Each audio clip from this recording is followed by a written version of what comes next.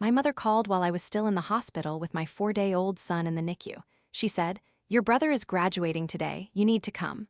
My son was on breathing support. I didn't argue. I stayed silent and texted the group chat. I said, "Mom, I'm reading you the NICU doctor's report. Your grandson will." She couldn't finish speaking because my mother had already hung up. Some people in my family still think I went too far with what I did later. I need you to tell me if they're right. I was standing next to my son's incubator when my phone started lighting up.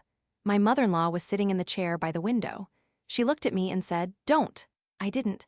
I turned my phone off and I sat back down. The nurses came in every 40 minutes to check his oxygen levels. My husband was in the cafeteria getting coffee. The room smelled like antiseptic and that specific hospital air that never moves right. I was wearing the same clothes I'd worn for 2 days. My mother did not ask about her grandson again that week. Let me tell you how we got here. I grew up in a family where everything was about appearances. My mother came from old money that was mostly gone by the time I was born, but she held on to the idea of it like a life raft. My father made good money as a corporate attorney, but it was never enough for her. She wanted the version of wealth where you didn't have to work for it, where it just existed around you like air. My older brother fit that vision. He went to Princeton. He married a woman whose family had a summer house in the Hamptons. He worked in finance and talked about his deals at every family dinner. I was the younger daughter, the one who was supposed to be sweet and marry well and not cause problems. When I was 23, I started a consulting business out of my apartment. My mother asked what I was consulting on. I said market analysis for mid-sized companies looking to expand. She patted my hand and said, "That's nice, honey, something to keep you busy until you meet someone." I had signed my first contract 2 weeks earlier for $18,000. My brother got engaged that same year. The wedding cost more than I made in my first 3 years of business. My mother spent 6 months planning it. She asked me to be a bridesmaid. I said yes. She told me the dress would cost $800. I didn't blink. I paid for it. At the reception, my aunt asked what I was doing for work. Before I could answer, my mother said, "She's trying her hand at a little business thing. We're very proud of her for trying." I had cleared $96,000 that year. I smiled. I didn't correct her. I went home that night and signed a contract with a client in Boston worth $42,000 for 6 months of work. The pattern continued for years. My mother would introduce me at family events as her daughter who was figuring things out. My brother would ask when I was going to get a real job. His wife would offer to set me up with men from her yoga class who had stable careers. I would nod. I would thank them. I would leave and close deals they couldn't conceptualize. By the time I was 28, my business had grown to the point where I needed an actual office and a team. I hired 3 analysts. I signed contracts with 2 Fortune 500 companies. My revenue that year was just over $400,000. My mother called me in March and asked if I could loan my brother $20,000. He was renovating his kitchen. I asked why he needed a loan. She said his investments were all locked up in long-term funds and it would just be for a few months. I said yes. I wired the money the next day. He paid me back 14 months later after I asked for it 3 times. That same year, I met my husband at a conference in Chicago. He was a software engineer. Quiet. Smart. Nothing like the men my mother tried to set me up with. We got married 18 months later in a small ceremony that cost $12,000. My mother cried. Not because she was happy, because she'd wanted me to have a big wedding like my brother. She told me I was being selfish, that this was her day too. I told her it wasn't. My brother gave a toast at the reception. He said he was glad I'd finally found someone to take care of me. My husband looked at me. I shook my head slightly. He didn't respond. If you have ever been counted out by someone who should have known better, you already know what that silence feels like. After we got married, my business kept growing. I brought on 2 more team members. I started getting referrals from clients who told other companies they needed to work with me. My revenue crossed $700,000, then $900,000, then $1.2 million. My husband and I bought a house. Nothing flashy. A 3-bedroom colonial in a good school district an hour outside the city. We paid $470,000 for it. My mother came to visit once. She walked through and said, "It's cozy." She asked if we'd thought about getting something bigger when we had kids. I said we liked it. She said, "Well, you're doing better than I thought you would." I had just signed a contract worth $380,000. I got pregnant 2 years after we bought the house. My mother was thrilled. She threw me a baby shower and invited 70 people. Most of them were her friends. She bought decorations and a cake and told everyone her daughter was finally settling into real life. I smiled for pictures. I opened gifts. I thanked everyone. At 8 months pregnant, I closed the biggest deal of my career. $1.6 million over 2 years with a manufacturing company in Ohio that wanted to restructure their entire market approach. I negotiated the contract from my home office because I couldn't fly anymore. My attorney, Patricia Reyes, handled the in-person meetings. She called me after the signing and said, "You just made more than most people make in a decade." I said I knew. She laughed. I didn't tell my family. My son was born 4 weeks early, premature lung development. He went straight to the NICU. My husband stayed with me in recovery. My mother called while I was still in the hospital bed. She asked if the baby was okay. I said he was breathing with support but stable. She said, "Oh good. Listen, your brother's graduation is this Saturday. You need to be there." I said, "Mom, I just gave birth. My son is in the NICU." She said, "It's his MBA. This is a big deal for him, for the family. You can come for a few hours." I didn't argue. I hung up. I texted the family group chat. I wrote out what the doctors had told me about my son's condition. I sent it. My mother responded, "We'll keep him in our prayers. See you Saturday." My husband read the message over my shoulder. He said, "You're not going." I said, "I know."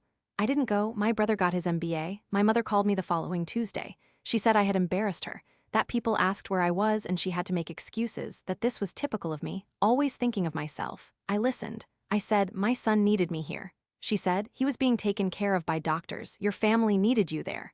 I stayed silent. She kept talking. She said my brother had worked very hard for this degree, that it meant something.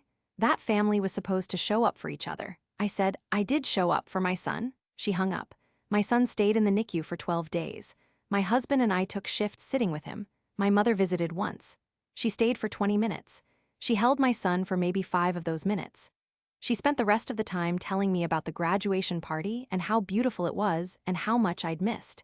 She said my brother's wife had worn a stunning dress, that the cake was 4 tiers, that everyone gave lovely toasts about my brother's future. I nodded. I said that sounded nice. She left. She didn't ask about my son's breathing again. When my son came home, I took 6 weeks off from active client work. My team handled everything. I checked in daily. I reviewed reports. I approved strategies, but I didn't take new meetings. My mother called during week 3. She asked when I was going back to work. I said I was working from home. She said, "I mean real work." I said this was real work. She laughed. She said, "Honey, I'm sure your little projects are important to you, but you have a baby now. You need to think about what really matters." I had billed $460,000 that quarter. I didn't tell her. I called Patricia instead. I said, "I need you to draw up a trust." She said, "For your son?" I said, "Yes." She said, "How much are we putting in it?" I said, "Everything I make going forward that isn't household expenses." She was quiet for a second. Then she said, "That's a significant trust." I said I knew. She said, "I'll draft it this week." The trust was established 6 weeks later. Every dollar I made beyond what my husband and I needed for our mortgage, utilities, food, and basic living went into it. The trustee was Patricia. My son couldn't touch it until he was 25. Even then, it would be distributed in stages. Patricia said it was one of the most aggressive wealth protection structures she'd seen for someone my age. I said good. I didn't tell my family the trust existed. My son turned 6 months old. My business hit a new revenue record, $2.3 million that year. I hired 4 more team members. I moved into a bigger office space. My margins were strong. My clients were happy. My reputation in the industry was solid. I got invited to speak at conferences. I turned most of them down. I didn't want the attention. My mother called in December. She said my brother and his wife were buying a new house.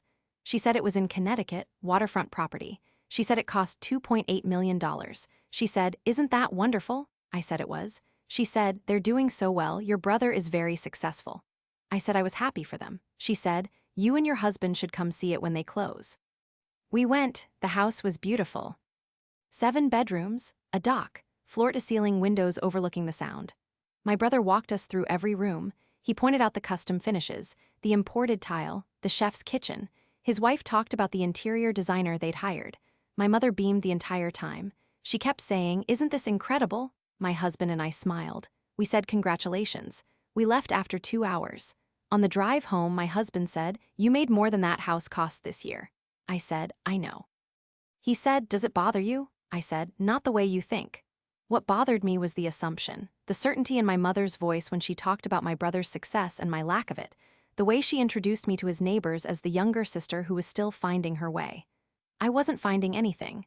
I had found it years ago, I had built it, I had protected it, and I had decided they didn't get to know. My son turned 1, we had a small party at our house. My parents came. My brother and his wife came.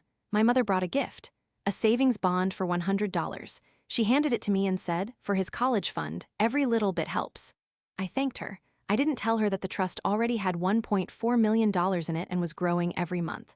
My brother asked what I was doing for work these days. I said consulting. He said, "Still?" I said yes. He said, "Have you thought about getting a job with benefits? Now that you have a kid, stability matters." I said we were stable. He said, "I'm just saying, consulting is unpredictable. You might want to think long-term." I smiled. I said I'd think about it. I didn't tell him I just signed a 3-year contract worth $4.2 million. That year, my mother started talking about estate planning. She brought it up at Thanksgiving. She said she and my father were updating their wills. She said they wanted to make sure everything was fair. She looked at me when she said it. She said, "Of course, your brother will be the executor. He has experience with these things." I said that made sense. She said, "And the distribution will be equal, but there are some assets that make more sense for him to manage." I asked what assets. She said the investment properties my father owned, 3 rental units in the city. She said my brother understood real estate, that he'd be better positioned to handle them. I asked what I would get. She said cash equivalent. I asked how that would be calculated. She said they were still figuring it out. I didn't argue. I went home. I called Patricia. I said, "I need a full asset evaluation." She said, "Of what?" I said, "Everything I have, everything in the trust, everything we might have in 5 years at current growth projections." She said, "Why?" I said, "Because I want to know exactly where I stand." She sent me the report 3 weeks later. The numbers were clear. The trust was projected to hold $8.6 million by the time my son turned 10 if growth continued at current rates. My personal net worth, separate from the trust, was $1.9 million. Combined, my husband and I had assets worth $3.1 million including our home. I was worth more than my brother, by a lot. And my mother had no idea. I kept going to family dinners. I kept smiling when my mother talked about my brother's achievements. I kept deflecting when people asked about my work. I said things were fine. I said we were getting by. I let them believe what they wanted to believe. My brother's wife got pregnant. My mother was ecstatic. She threw a gender reveal party. Pink confetti. A girl. My mother cried. She said this was the best news. She said she couldn't wait to have a granddaughter. I was standing right there holding my son. She didn't look at us. At the party, my aunt asked how my business was going. My mother answered for me. She said, "She's still doing her consulting thing. It keeps her busy." My aunt said, "That's nice. It must be hard with a baby." I said we managed. My mother said, "Her husband has a good job, so that helps."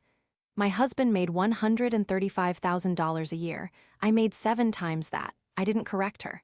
The party ended. We drove home. My son fell asleep in his car seat. My husband said, "How much longer are you going to let this go on?" I said, "Until I'm ready." He said, "Ready for what?" I said, "You'll know when it happens." I started documenting everything. Every conversation where my mother dismissed my work. Every family event where my brother was centered and I was footnoted. Every comment about stability and responsibility and what I should be doing with my life. I didn't write it down to be petty. I wrote it down because I wanted to remember exactly how this felt when the time came. Patricia called me in March. She said, "I have someone I want you to meet." I asked who. She said an estate attorney named David Cho. She said he specialized in complex family wealth situations. I asked why I needed an estate attorney. She said, "Because you're building something significant and you need to protect it from people who think they're entitled to it." I met with David the following week. He asked about my family structure. I told him. He asked about my assets. I told him. He asked if my family knew. I said no. He asked why. I said, "Because they've spent my entire adult life assuming I have nothing worth knowing about." He nodded. He said, "And when they find out?" I said, "I want to make sure they can't touch any of it." He said, "We can do that." We spent 3 months restructuring everything. The trust was reinforced. My business assets were separated into a new legal entity. My personal accounts were protected. Every vulnerability David could find, we closed. He said, "This is airtight. If someone challenges this, they'll lose." I said, "Good." My mother called in June. She said my father wasn't feeling well. heart issues. Nothing immediately dangerous, but enough to make them think seriously about end-of-life planning. She said they were meeting with their attorney next month to finalize everything. She said, "We want you to be prepared." I asked what that meant. She said, "Just know that we've made decisions we think are best for everyone." I said, "Okay." She said, "Your brother's going to handle most of the estate management, but you'll get your share." I asked what my share was. She said, "We'll discuss specifics later. Right now, we just want you to know we've thought about you." I thanked her. I hung up. I called David. I said, "They're finalizing their estate plan." He said, "And?" I said, "I think they're assuming I need their money." He laughed. He said, "Do you want them to keep assuming that?" I said, "For now." My brother's daughter was born in August. My mother spent 3 days at the hospital. She posted 40 pictures on Facebook. She called the baby her angel, her miracle, her perfect granddaughter. She mentioned my son once in a comment thread. Someone asked how many grandchildren she had. She said 2, a boy and now this beautiful girl. I saw the post. I didn't react. I called Patricia. I said, "I want to set up a secondary trust." She said, "For what?" I said, "For my son's education. Separate from the main trust, fully funded, irrevocable." She said, "How much?" I said, "Enough to cover undergraduate, graduate, and anything else he wants to study without ever asking anyone for help." She said, "I'll draft it." The education trust was funded with $800,000. It would grow. By the time my son was 18, it would cover everything. He would never need a loan. He would never need to compromise his choices because of money. He would never need to ask my mother for anything. I didn't tell anyone it existed. My mother started visiting my brother every weekend. She'd drive an hour and a half to see her granddaughter. She'd stay all day. She'd post pictures. She'd talk about how much she loved being a grandmother. She came to our house once every 6 weeks. She'd stay for an hour. She'd hold my son for maybe 10 minutes. She'd spend the rest of the time talking about my niece. I stopped expecting anything different. My business crossed $5 million in annual revenue. My team was 12 people. My client list included companies I'd read about in business school. My reputation was exactly where I wanted it. I still didn't talk about it. When people asked, I said consulting was going well. I left it at that. My mother called in November. She said they were having Thanksgiving at my brother's new house. She said it would be nice for everyone to see the baby in her first holiday season. I said we'd be there. She said, "Good, and maybe dress up a little this year. Your brother's in-laws will be there." I wore a sweater and jeans. My husband wore khakis. We showed up with a store-bought pie. My brother's wife answered the door in a designer dress. The house smelled like catered food. There were 22 people there. My mother introduced us to my brother's in-laws as the other side of the family. She said, "This is my daughter and her husband. They live upstate. He's in tech. She does some consulting work." I smiled. I shook hands. I didn't correct anything. Dinner was served at 3. My brother sat at the head of the table. My father sat at the other end. My mother spent the entire meal talking about my niece, how smart she was, how beautiful, how advanced for 4 months old. Someone asked about my son. My mother said, "He's good, growing." Then she went back to talking about my niece. After dinner, my brother pulled me aside. He said, "I wanted to talk to you about something." I said, "Okay." He said, "Mom and Dad are getting older. Their estate is complicated. I'm going to be handling most of it when the time comes." I said I knew. Said, "I just want to make sure you understand that some of the assets are better managed by someone with experience." I said, "Like you." He said, "Exactly." I said, "What are you saying?" He said, "I'm saying your share might be structured differently than mine, but it'll be fair." I asked what fair meant. He said, "You'll get what you need. I'll make sure of it." I said, "That's generous of you." He didn't catch the tone. He said, "We're family. I'm looking out for you." I smiled. I said, "Thank you." I went home and called David. I said, "They're definitely planning to manage my inheritance for me." He said, "They can plan whatever they want. Doesn't mean it'll matter." I said, "Why not?" He said, "Because at the rate you're going, you'll have more than their entire estate is worth in 3 years. I said, "I know." He said, "So what do you want to do?" I said, "I want to be ready for the moment when they realize what they missed." We started preparing. David coordinated with Patricia. We built a presentation, a full breakdown of my assets, my business growth, the trusts, the projections, everything documented, everything verified, every number backed up with tax returns and bank statements and legal filings. It was 147 pages. David said, "This is the most thorough asset disclosure I've ever prepared for a family conversation." I said, "Good. I want them to see every single thing they assumed I didn't have." My son turned 2. My business crossed $6.8 million in revenue. I hired 3 more analysts and a full-time operations manager. My margins improved. My client retention rate was 94%. I was turning down work because we were at capacity. Patricia said, "You need to start thinking about scaling or selling." I said, "Not yet." My mother called in January. She said my father's health was declining. Not critical, but enough that they wanted to finalize everything soon. Said, "We're meeting with the estate attorney next month. We want you and your brother both there." I said, "Okay." She said, "This is important. We need everyone on the same page." I said I'd be there. She said, "Good, wear something nice. This is a professional meeting." I hung up. I called Patricia. I said, "It's happening." She said, "Are you ready?" I said, "Yes." She said, "Do you want me there?" I said, "Not yet, but soon." The meeting was scheduled for February 14th, Valentine's Day. My mother said it was the only day everyone could make it work. I didn't argue. My husband took the day off. He said, "Do you want me to come?" I said, "No, this is something I need to do alone." I drove to my parents' house. My brother was already there. His wife stayed home with the baby. My mother answered the door. She said, "You're late." I was 4 minutes late. I said, "Sorry." She said, "The attorney is already here. Come in." The attorney's name was Richard Morris, mid-60s, gray suit, leather briefcase. He shook my hand and said it was nice to meet me. We sat in the dining room, my father at the head of the table, my mother to his right, my brother to his left, me next to my brother. Richard across from us. Richard opened his briefcase. He pulled out folders. He said, "We're here today to discuss the estate plan for Mr. and Mrs. Whitman. They've asked that both children be present so everyone understands the structure." He looked at me. He said, "Do you have any questions before we begin?" I said no. He said, "Good, let's start with the assets." He went through everything. The house, worth $750,000. The rental properties, 3 units worth a combined $1.1 million. My father's retirement accounts, $460,000. My mother's inheritance from her parents, $280,000 in bonds. Total estate value, approximately $2.6 million. Richard said, "The plan is structured to distribute assets equitably while recognizing different capacities for management." He looked at my brother. He said, "Your son will serve as executor. He'll manage the rental properties and oversee the distribution process." He looked at me. He said, "You'll receive a cash distribution equivalent to 50% of the estate value after expenses and taxes."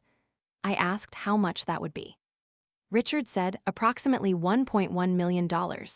I asked when. He said, "After probate. Likely 12 to 18 months after both parents have passed." My brother said, "And I'll make sure you get every penny." My mother reached over and patted my hand. She said, "We wanted to make sure you were taken care of. We know money management isn't your strength, so this way it's simple." I looked at her. I said, "You think money management isn't my strength?" She said, "Honey, we just want to make this easy for you. Your brother has experience with these things. You don't have to worry." I nodded. I said, "Can I ask a question?" Richard said, "Of course." I said, "What happens if I don't need the money?" My mother laughed. She said, "Everyone needs money." I said, "What if I already have more than the entire estate is worth?" The room went quiet. My father looked at me. He said, "What are you talking about?" I said, "I'm saying I have more money than all of this combined." My brother said, "That's not possible." I said, "Why not?" He said, "Because we know what you do. Consulting. Small clients. You're doing fine, but you're not." He stopped. I said, "I'm not what?" My mother said, "Sweetheart, we love that you have your little business, but this is serious. This is real money we're discussing." I opened my bag. I pulled out a folder. I said, "This is my tax return from last year." I slid it across the table. I said, "Read the income line." Richard picked it up. He looked at it. His expression changed. My father said, "What does it say?" Richard said, "It says her gross income was $6.8 million. My mother said, "That can't be right." I pulled out another paper. I said, "This is my business registration. This is my corporate structure. This is my client list. These are my assets." I put each page on the table. I said, "I have been running a multi-million-dollar consulting firm for 12 years. I currently have 14 employees. My annual revenue is projected to hit $8.3 million this year. I own my business outright. I have 2 trusts, one for my son's general inheritance, one for his education. Combined, they hold $9.4 million. I looked at my mother. I said, "I don't need your $1.1 million. I make that in 2 months." Nobody spoke. My brother picked up the tax return. He stared at it. My mother looked at my father. My father looked at me. He said, "Why didn't you tell us?" I said, "Because you never asked. You assumed. You spent 12 years assuming I was struggling, assuming I needed help, assuming I didn't know what I was doing. You made those assumptions because it fit the story you wanted to tell about me." My mother said, "That's not fair." I said, "What's not fair?" She said, "We were trying to help you." I said, "By giving my brother control of assets you assumed I couldn't manage. By structuring your estate around the idea that I'm not capable." Richard cleared his throat. He said, "Perhaps we should take a break." I said, "No, I'm not done." I pulled out the last document, the full asset breakdown David had prepared. I said, "This is everything, every account, every investment, every trust, every projection for the next 10 years. You can read it if you want. Or you can just trust me when I tell you that I am going to stop there for now. Part 2 drops next, and that is where everything I just described gets used. Every document, every number. Every conversation. Stay right here." I pulled out the last document, the full asset breakdown David had prepared. I said, "This is everything, every account, every investment, every trust, every projection for the next 10 years. You can read it if you want, or you can just know that by the time my son is 18, he will have more money than this entire family has ever had combined." I want to know if you would have said what I said next, because I still think about it. My mother's face had gone completely white. My brother was still staring at the tax return like it was written in a language he didn't understand. My father looked at Richard. He said, "Is this real?" Richard said, "I would need to verify the documents, but based on what I'm seeing, yes, this appears to be legitimate." My mother said, "You've been lying to us for 12 years. I said, "I didn't lie, you assumed, I let you." She said, "That's the same thing." I said, "No, it's not. Lying would have been if you asked me directly and I told you something false. You never asked. You told me what you thought my life was, I didn't correct you." My brother said, "This doesn't make sense, we would have known, someone would have told us." I said, "Who? My clients, they don't know you exist. My team, they're professionals. They don't gossip about my family. My accountant, she works for me, not you." He said, "But the money, where did it come from?" I said, "Contracts, clients, work. The same place everyone's money comes from. I just made more of it than you thought I could." My mother stood up. She said, "I need a minute." She left the room. My father watched her go. He didn't follow her. He looked at me. He said, "Why didn't you tell us you were doing well?" I said, "Because doing well wasn't enough for you. You needed me to be struggling so you could feel like you were helping. You needed me to be less than my brother so his success meant something." He said, "That's not true." I said, "Then why is he the executor? Why is he managing the properties? Why am I getting a cash payout like I'm a child who can't be trusted with real assets?" He didn't answer. I said, "It's because you think he's competent and I'm not. You've thought that my entire adult life, and I let you think it because I didn't need you to know any different." My brother finally looked up from the papers. He said, "So what, you were just playing us?" "Pretending to be poor?" I said, "I wasn't pretending anything. I wore normal clothes, I drove a normal car, I lived in a normal house. You saw all of that and decided it meant I was barely getting by. That was your choice, not mine." He said, "You should have told us."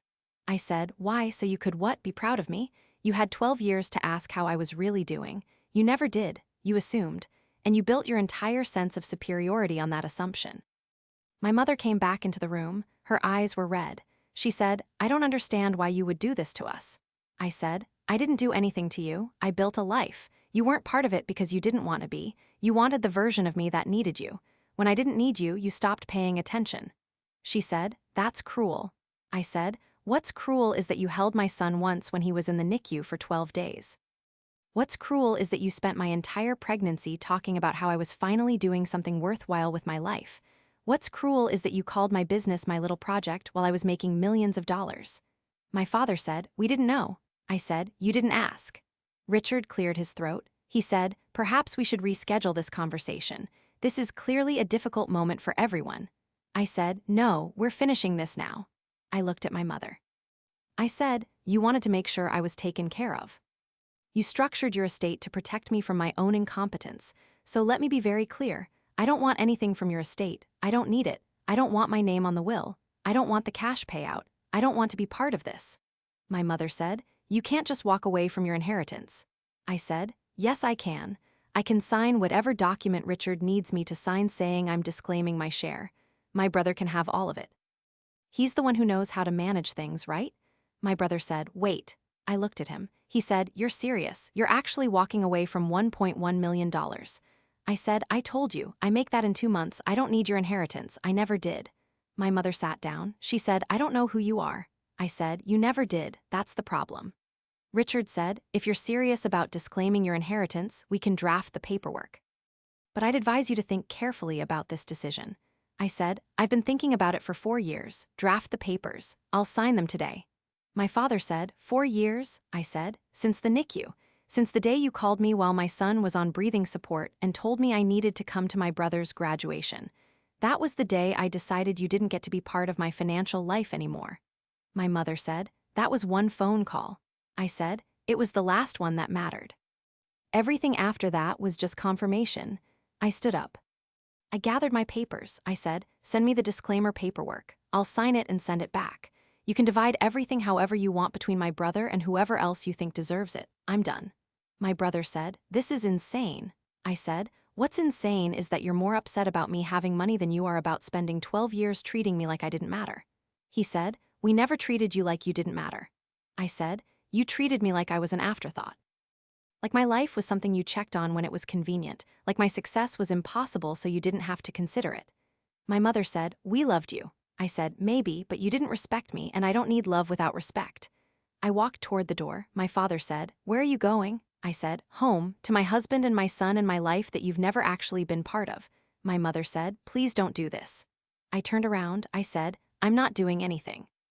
You did this? You spent years building a version of me that made you comfortable. I'm just refusing to live in it anymore. I left. I got in my car. I sat there for 5 minutes before I started driving. My hands were shaking. I called my husband. He answered on the first ring. He said, how did it go? I said, I told them everything. He said, and? I said, I walked out. I'm coming home. He was quiet for a second. Then he said, good. I drove home. My son was with a babysitter. I picked him up. I held him for a long time. He squirmed. He wanted to play. I put him down. I watched him run around the living room with his trucks. My husband sat next to me. He said, what happens now? I said, I don't know, but it doesn't matter. My mother called that night. I didn't answer. She called again the next morning. I didn't answer. She called 6 more times over the next 3 days. I blocked her number. My brother texted me. He said we needed to talk. I didn't respond. He texted again. He said I was being unreasonable. I blocked him too. 2 weeks later, Richard's office sent me the disclaimer paperwork. I read through it. It was standard. I signed it. I had it notarized. I sent it back. I was officially removed from my parents' estate. My brother would inherit everything. I didn't feel anything when I signed it. I thought I would feel something. Relief maybe, or anger, but I just felt done. Patricia called me 3 days after I sent the paperwork back. She said, I heard what happened. I asked how. She said, Richard called me. He wanted to make sure you knew what you were doing. I said, I know exactly what I'm doing. She said, he's concerned you're making an emotional decision. I said, I'm making a practical one. I don't need their money. I don't want the strings attached to it. This is easier. She said, your mother tried to call my office. I said, what did she want? Patricia said, she wanted to know if your financial documents were real. If you actually had the assets you claimed. I said, what did you tell her? Patricia said, I told her I couldn't discuss your finances without your permission. She asked me to tell you to call her. I said I'd pass along the message. I said, don't pass it along. Patricia said, already didn't. A month went by, then 2, I didn't hear from my family. I worked. I closed a contract worth $900,000. I hired 2 more team members. My son turned 3. We had a birthday party at our house. We invited his friends from daycare. We invited my husband's family. We didn't invite mine. My husband's mother asked where my parents were. I said they couldn't make it. She didn't push. She knew. My husband had told his family what happened. They didn't bring it up again. In April, my father had a minor heart attack. My husband's sister called to tell me. She'd seen it on Facebook. My mother had posted asking for prayers. I read the post. I didn't comment. I didn't call. I didn't visit. My husband said, you don't have to go, but you might regret it if you don't. I said, I won't regret it. He said, how do you know? I said, because I've already spent 3 years preparing for this exact moment. I knew eventually something would happen and they'd expect me to show up. I decided years ago that I wouldn't. He said, okay. He didn't argue. He knew better. My father recovered. He was in the hospital for 4 days. My mother posted updates. She thanked everyone for their support. She mentioned my brother visiting every day. She didn't mention me. I don't think she expected to. In June, my mother sent a letter to my house. Actual physical mail. I recognized her handwriting. I almost threw it away without opening it. But I didn't. I opened it. The letter was 3 pages long. Handwritten. She said she was sorry. She said she didn't understand what had happened, but she knew I was hurt. She said she loved me. She said she wanted to fix this. She said my father's heart attack had made her realize life was short. She said family was important. She said she was willing to listen if I was willing to talk. I read it twice. Then I put it in a drawer. I didn't respond. My husband saw the letter on the counter before I put it away. He said, "Are you going to answer her?" I said, "No." He said, "Why not?" I said, "Because nothing has changed. She's sorry she got caught. She's not sorry for what she did. And I don't need her apology." He said, "What if she really means it?" I said, "Then she'll prove it by respecting my boundaries, which means not contacting me again." She contacted me again 2 weeks later. Email this time, shorter, same message. She wanted to talk. She missed me. She missed her grandson. She said it wasn't fair to keep him from her. I responded to that one. I wrote, "You saw your grandson once in the NICU and once every 6 weeks after that until he was 2. You spent more time with my brother's daughter in her first month than you spent with my son in his first 2 years. You made your priorities clear. I'm respecting them. Please don't contact me again." I sent it. She didn't respond. 3 months later, my brother's wife filed for divorce. I heard about it from my husband's sister, who saw it on Facebook. The posts were vague. Lots of "please respect our privacy" and focusing on co-parenting. I didn't reach out. A week after that, my brother called me from a number I didn't have blocked. I answered without thinking. He said, "I need to talk to you." I said, "About what?" He said, "About everything. About what happened, about money." I said, "What about money?" He said, "I'm going through a divorce. It's expensive. The lawyer fees alone are killing me. And the settlement is going to be significant because of the house and the assets and everything." I said, "I'm sorry to hear that." He said, "I know we haven't talked in a while, but I thought maybe you could help." I said, "Help how?" He said, "A loan just to get through this, I'll pay you back." I said, "How much?" He said, 200,000. I laughed. I couldn't help it. I said, "You want me to loan you $200,000. He said, "I know it's a lot, but you have it, and I'm family." I said, "We're not family anymore. I disclaimed my inheritance, remember? I removed myself from the estate. You made it very clear for 12 years that I wasn't really part of this family. I'm just making it official." He said, "That's not fair." I said, "What's not fair?" He said, "I never treated you badly." I said, "You stood there and watched Mom dismiss everything I did for over a decade. You agreed with her. You benefited from it. You made yourself feel successful by convincing yourself I wasn't. And now you want me to fund your divorce because you're in a tough spot." He said, "I thought you were better than this." I said, "I am better than this, that's why I'm saying no." I hung up. He called back 3 times, I didn't answer, he texted. He said I was being petty, he said family helped family. He said he'd helped me when I needed it. I didn't respond. I blocked the new number. If you're still here, hit like. I need to know you saw that. My business crossed 10 million in annual revenue that year. I hired a chief operating officer. I started turning down more work than I accepted. My margins were better than they'd ever been. My team was strong. My clients were loyal. I had built exactly what I wanted to build. My son started preschool. He made friends. He liked his teacher. He came home every day with paintings and stories. He didn't ask about my parents. He didn't know they existed. My husband's parents were grandma and grandpa. That was enough. In December, my mother tried one more time. She showed up at my house.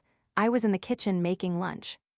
I saw her car pull into the driveway. I watched her get out. She walked to the front door. She knocked. I didn't answer. She knocked again. She called through the door. She said, "I know you're in there. Please, I just want to talk 5 minutes." I stood on the other side of the door. I didn't say anything. She kept talking. She said she was sorry. She said she missed me. She said she didn't understand what she'd done wrong, but she wanted to fix it. She said my father wasn't doing well. She said he wanted to see me. She said my son deserved to know his grandparents. I opened the door. She looked relieved. She said, "Thank you." I said, "You need to leave." She said, "Please, just let me explain." I said, "There's nothing to explain. You made choices. I made choices. We're done." She said, "I'm your mother." I said, "You're the woman who gave birth to me. That doesn't mean you get access to my life." She said, "What about your son?" I said, "What about him?" She said, "He should know his family." I said, "He does. He knows the people who show up for him. You're not one of them." She started crying. I didn't move. She said, "I made mistakes, but I love you. I always have." I said, "Maybe, but love isn't enough when there's no respect underneath it. You never respected me. You never saw me as capable. You saw me as someone who needed to be managed. And when you found out I didn't need managing, you couldn't handle it." She said, "That's not true." I said, "You asked Richard if my financial documents were real. You couldn't believe I'd actually succeeded without you knowing about it. Even after you saw the proof, you questioned it. That tells me everything I need to know." She said, "I was just surprised." I said, "You were insulted. because my success meant you were wrong about me for 12 years, and you can't admit that." She wiped her eyes. She said, "What do you want from me?" I said, "Nothing, that's the point. I don't want anything from you. I don't need anything from you. I'm asking you to leave me alone." She said, "I can't do that." I said, "Then I'll get a restraining order." She looked at me like I'd slapped her. She said, "You wouldn't." I said, "Try me." She stood there for another minute. Then she turned around. She walked back to her car. She sat in the driver's seat for a long time before she started the engine. I watched her leave. I closed the door. I locked it. My husband came downstairs. He'd been listening from the top of the stairs. He said, "Are you okay?" I said, "Yes." He said, "That was hard." I said, "It needed to be done." I never heard from my mother again, not directly. She still posted on Facebook. I saw screenshots sometimes through mutual acquaintances. She posted about my brother, about his daughter, about my father's health. She never mentioned me. I was fine with that. My father died 2 years later, heart failure. My husband's sister called to tell me. She asked if I was going to the funeral. I said no. She said, "Are you sure?" I said, "Yes." She didn't push. I didn't go. I sent flowers, white lilies. No card. I don't know if my mother knew they were from me. I didn't care. My brother sent me an email after the funeral. He said it was a beautiful service. He said a lot of people asked about me. He said Mom was heartbroken I didn't come. He said I should have been there. I deleted the email without responding. The estate was settled 6 months later. My brother inherited everything. The house, the properties, the retirement accounts, all of it.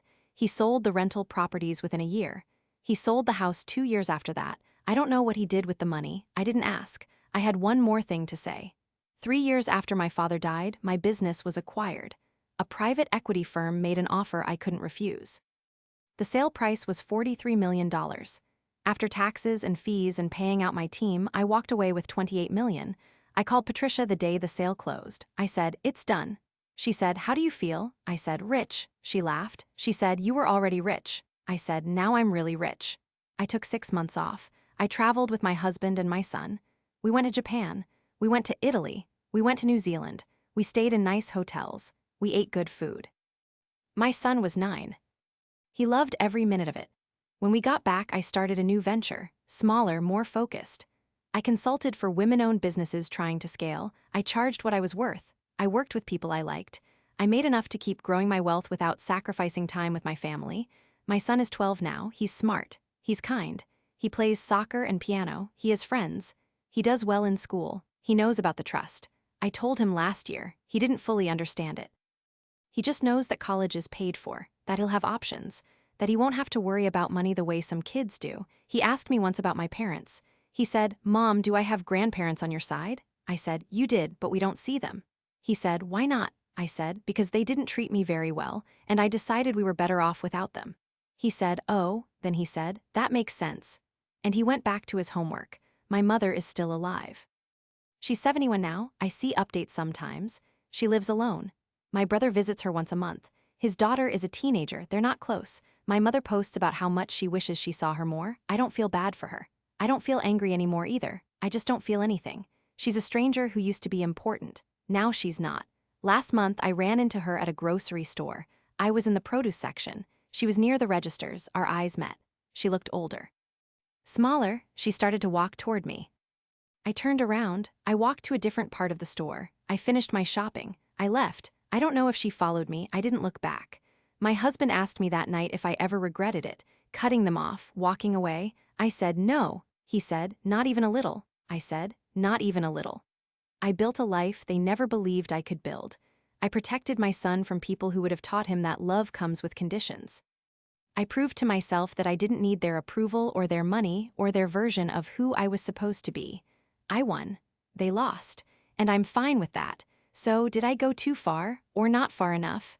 Tell me in the comments.